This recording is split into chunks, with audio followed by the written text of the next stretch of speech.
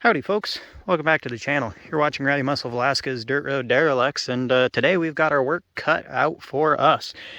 This is my step side. You guys haven't met it yet. I'll give you the full details once we get it out of here and I can actually do the walk around dealio where I walk around instead of stumbling through the snow. But first things first, we got a bit of shoveling to do. We got to clear the truck off. We got to cold start this thing. It hasn't run since about August or September, so we'll have to see about that. And then it doesn't have the four-wheel drive thing going for it, so I'm gonna have to probably put chains on the back and maybe give it a tug with the old highboy. So let's get to work. Well, now that we got the old hood cleared off, I'm gonna go ahead and pop that, see if we have a battery and all the other stuff. I think we'll start this thing first and then clear all this snow. I have the utmost confidence that it will start, but I just want to, give it some time to warm up. Here's our power plant. Good old International 304 V8. Have a check on the old oil. Oh, in between empty and full, I'll call that good. I'll have a gander at the coolant here. You guys aren't going to be able to see anything. Plenty of that goo. Well, it's got some coolant in there. We'll have to top that off. I think we're going to need to find a thing to go there that does the thing. And then I need to find my keys.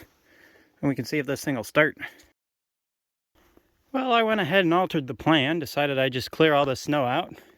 In the process, I broke the snowblower. Little shift cable snapped right off of that thing. And now it's just a single speed snowblower. So that's cool. And that one singular speed is all of it. So, way of the road, I guess. Now I gotta go find a battery, which is gonna be down in the shop, so we'll be back in a moment. Alrighty. Well, I hiked down to the shop. Turns out there wasn't battery there, but I found my Megatron Plus. So we'll see if that thing still has some juice in it. It's been riding around in a toolbox for like 6 months now, so it might be a little dead.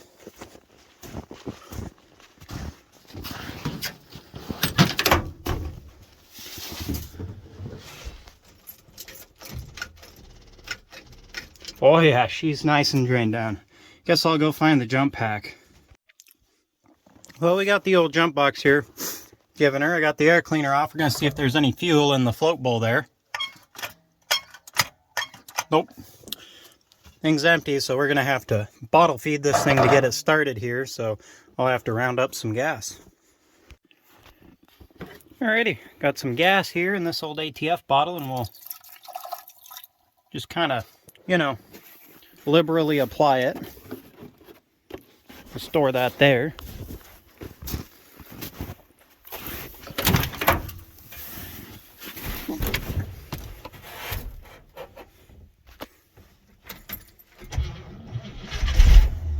Oh yeah.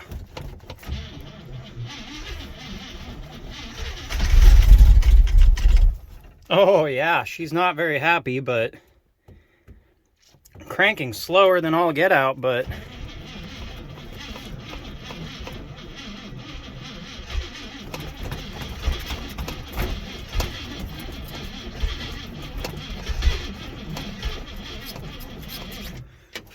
we'll have to throw a little more down there.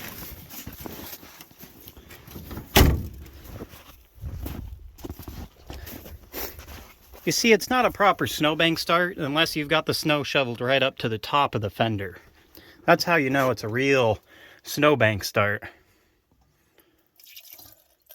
Oh yeah.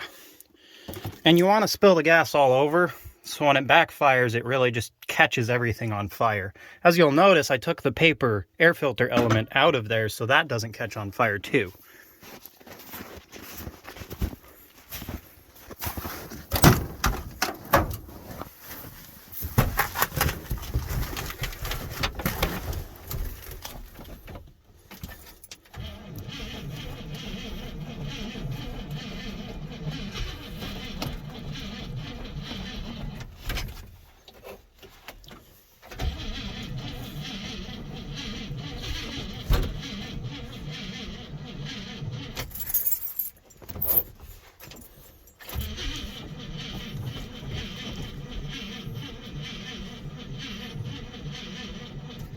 And that thing's cranking slow.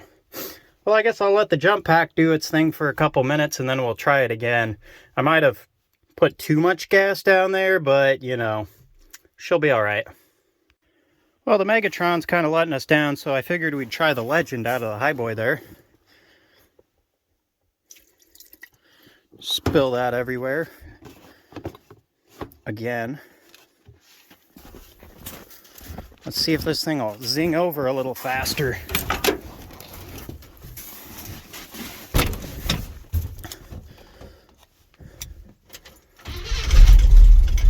Oh yeah, there it is.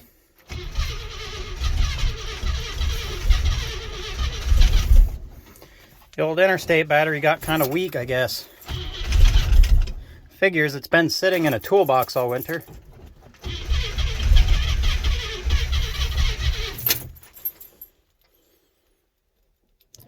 Now we'll just scientifically play with the choke until this thing runs for crap.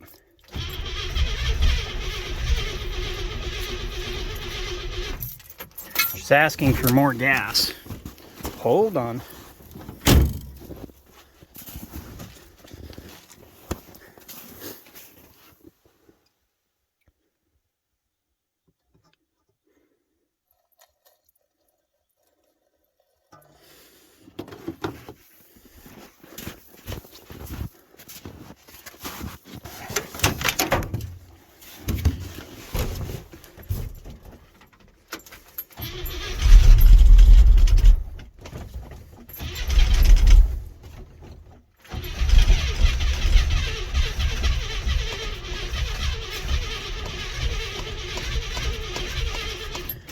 One of these days it'll pick up fuel from the fuel tank, in theory. Man, this thing runs good. For an engine that just drinks oil like you wouldn't believe, this thing runs like a top. Aside from the drinking oil like you wouldn't believe part.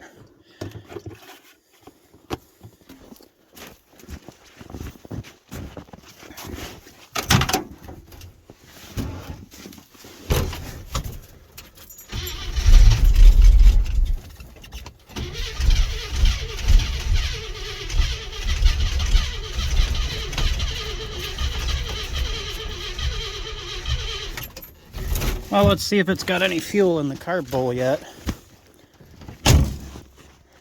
Thought it had plenty in it when I parked it, but, well, I might have screwed myself. Oh, still no fuel in the carb bowl. Guess I'm going to have to do this a couple more times till that mechanical fuel pump pumps fuel up here. Alrighty, take 9.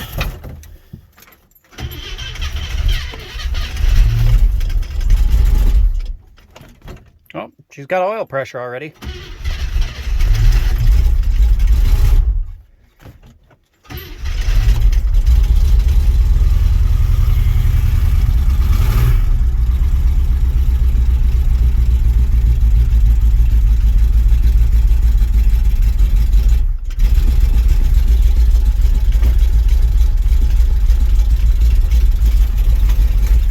Got the old high idle right there, the cruise control.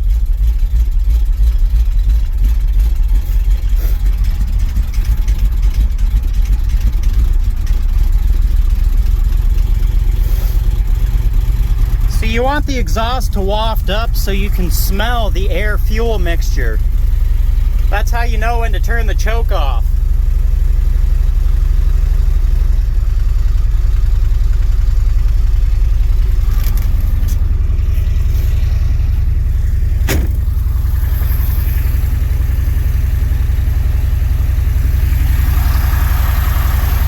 You can't tell it right now, but it's actually a step side. Alrighty, well, I got this thing kind of warmed up, and what I'm going to go ahead and do is put my transmission in neutral. Thing is, these old 727 transmissions like to drain all the automatic transmission fluid out of the torque converters when they sit, and then when you go to drive them, what'll happen, you'll pull your shifter down into drive when you go to like leave your driveway, and your transmission will have nothing for a moment, and then it'll click. That's because in park, the front pump on your transmission isn't moving any fluid, so there's no fluid in any of the clutch packs. So what you do is like this truck's been sitting for like 6 months now, what you do is you go ahead, put it in neutral, and then you just let it idle there for a little bit. That way you know that fluid's been pumping and you don't accidentally run your transmission dry. Not that this transmission's any good anyways, because it slips like you wouldn't believe in third gear, but well, it's worth it for a little bit of preservation, I suppose. Well, I guess I'll at least let this thing try to drive out on its own before I go ahead and just pull it out with the highboy.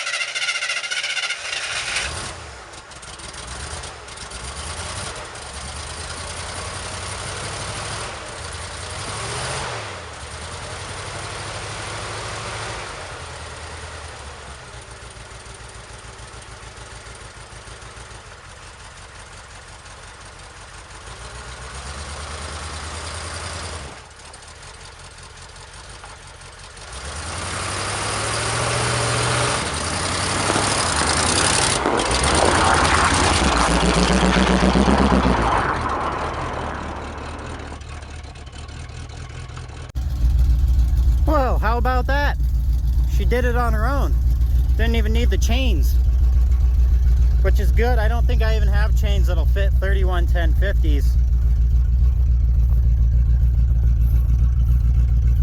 All the snow is for added traction. There's a science to it.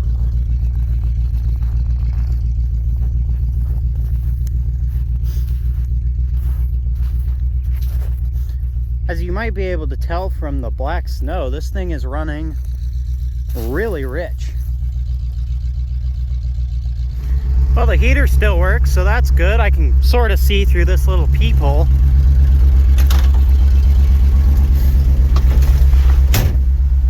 Let's see if we can not hit the 67 now.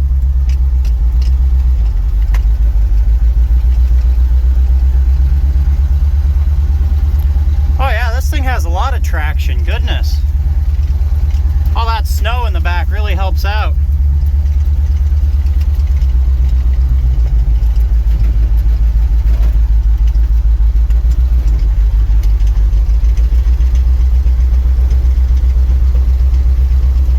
I'm gonna try and turn around and back up to a snowbank so I can shovel out the back of this thing.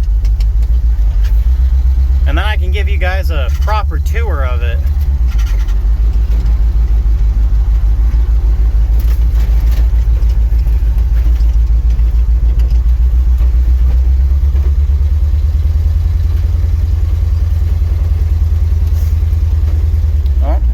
I don't know what's behind me, so hopefully I don't run into anything.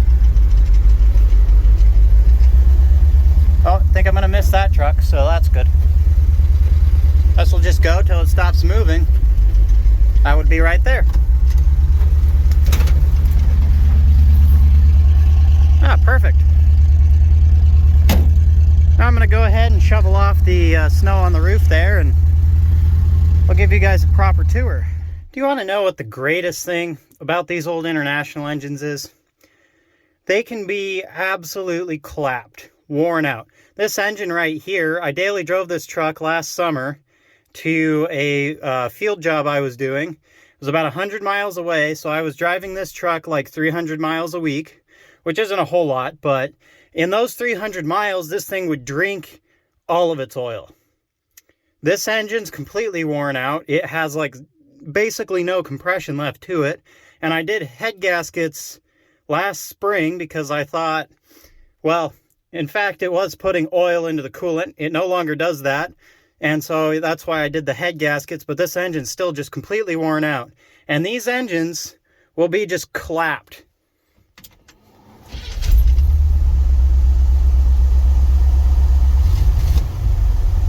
Just breathe on the key and she's running. Alrighty, now that you guys can actually see what we're looking at here, I will give you some details on this old girl right here.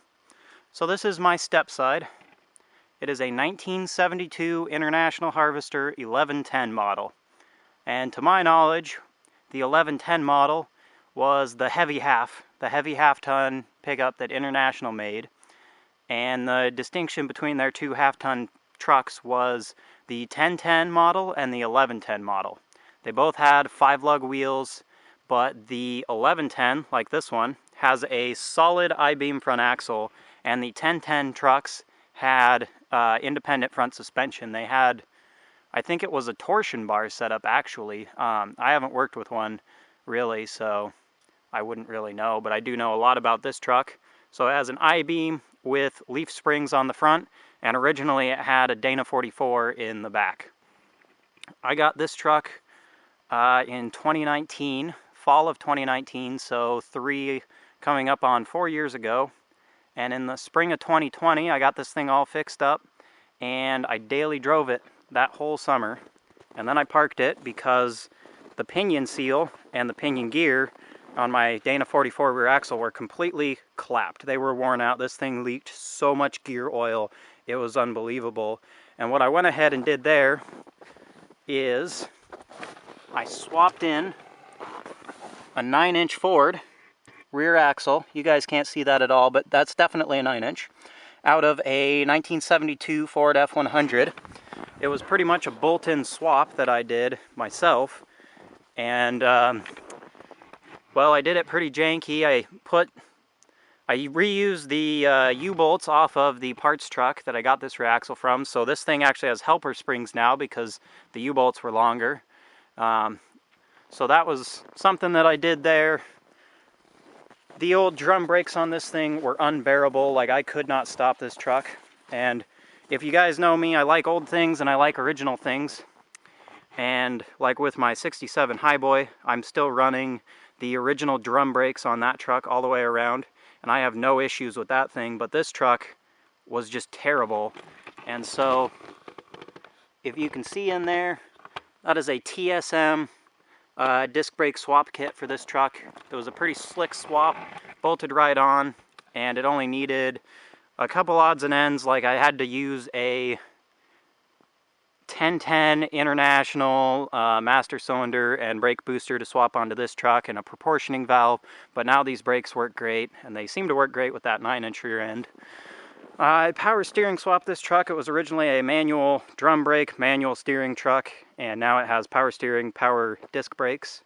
So just drivability things. Another thing, like my Highboy, I daily drive that thing. I have no issues with the manual steering, but this truck with these 31, 10, 50, 15 tires, I just could not steer it at all around a parking lot. It was unbearable. Frankly, it was unsafe, and that's where I draw the line. You can see I swapped the front clip. When I got this thing, the whole front end on the passenger side was smashed way in. It was really bad. I'll throw in a photo here. You guys can judge for yourself.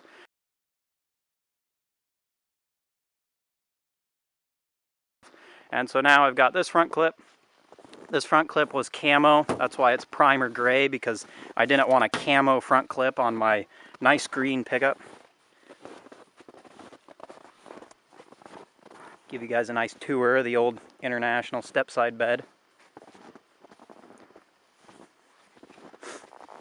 These have got to be, in my opinion, the classiest looking step-side bed there is out there. They just look really good, and they have this nice accent line down them. You can see my front clip isn't bolted on properly, but well. This truck came factory, bench seat, had the rubber floor mat, black vinyl interior. And before I got this thing, they did a green swap on the interior. See the green headliner up there? My visors here have gold trim on them, and the old seat matched. But that old seat was completely worn out, and I swapped it out with this black vinyl one, which has this seat cover on it, because when it's hot in the summertime, this seat is unbearable. This truck needs a lot of work. It needs all the sound deadening redone.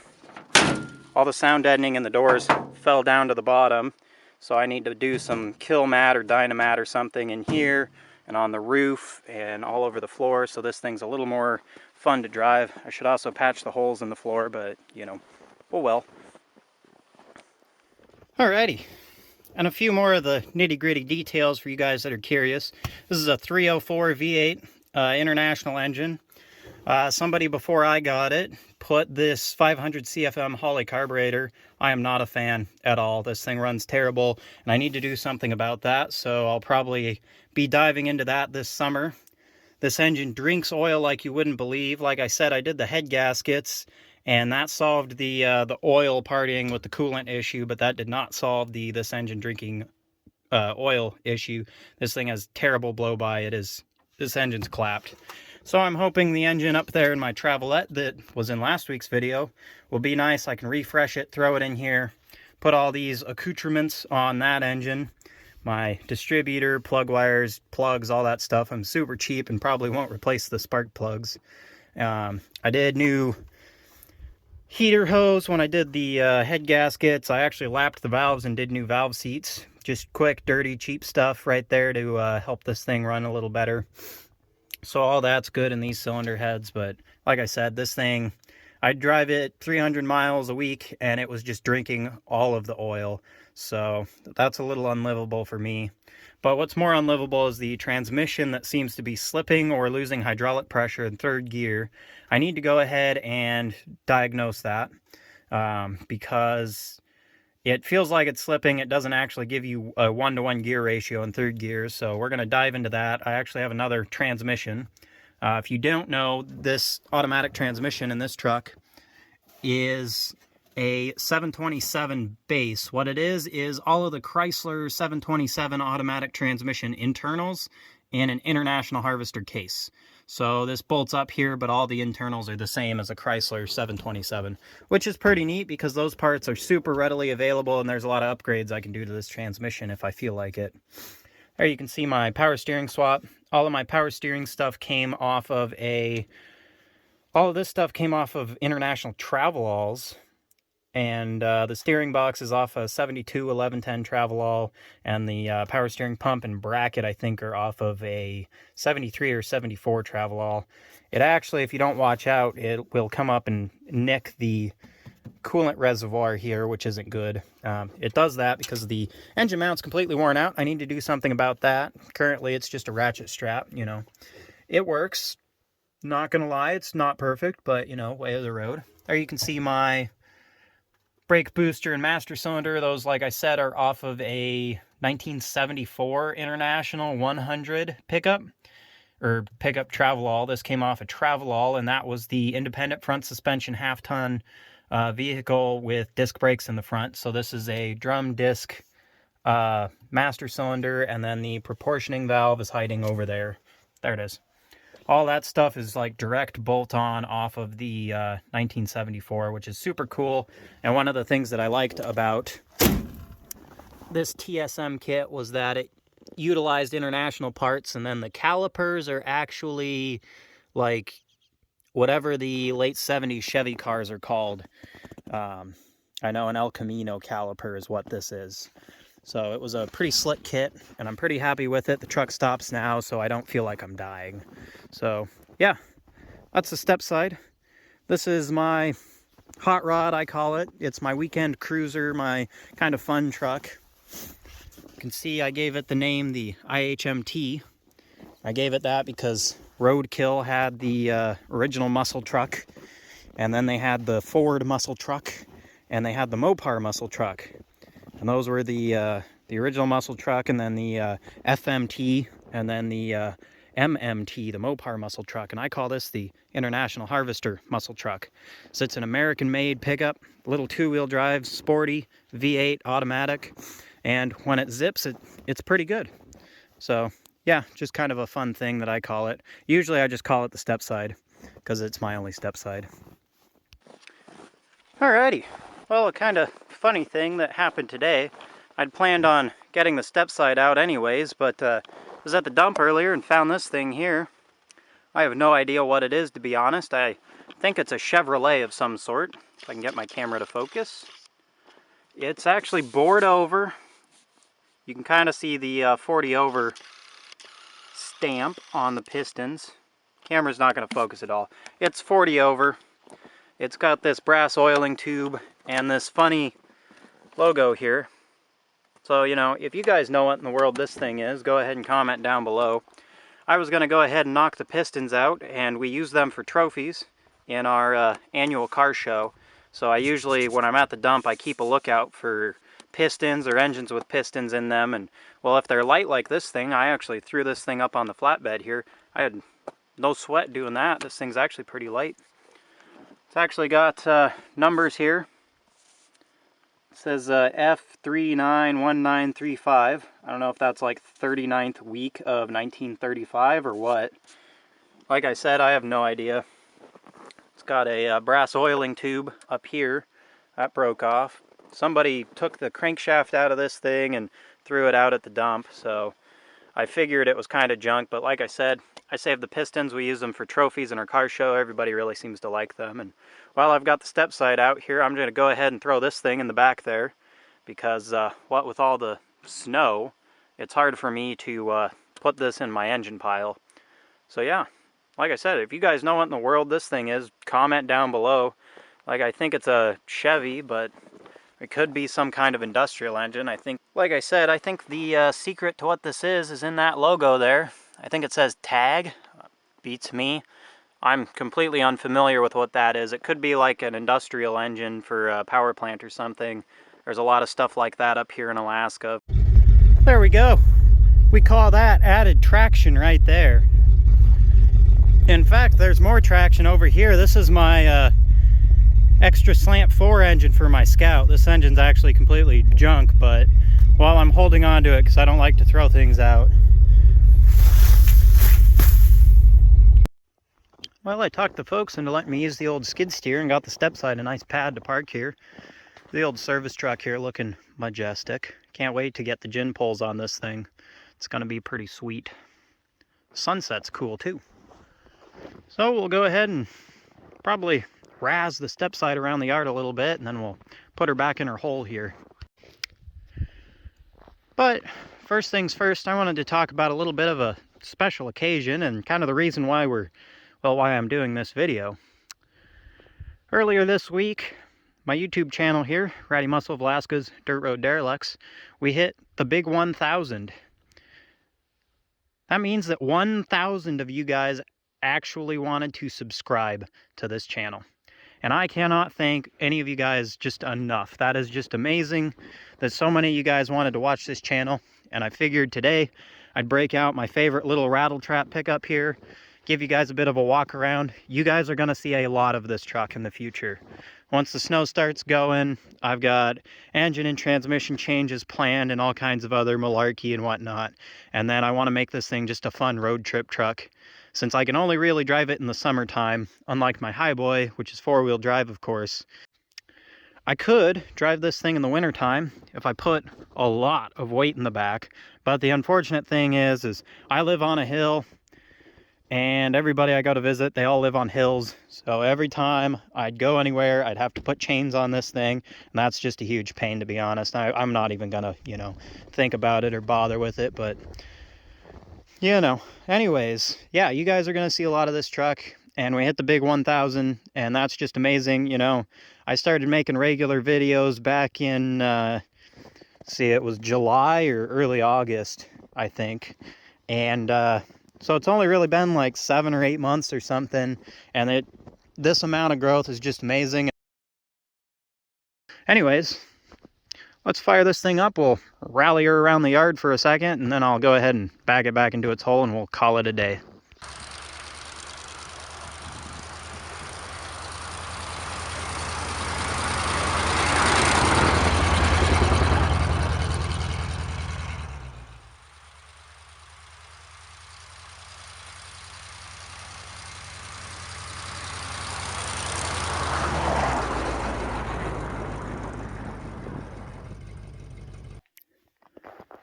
Oh yeah, and thanks for the 1,000 subscriber guys.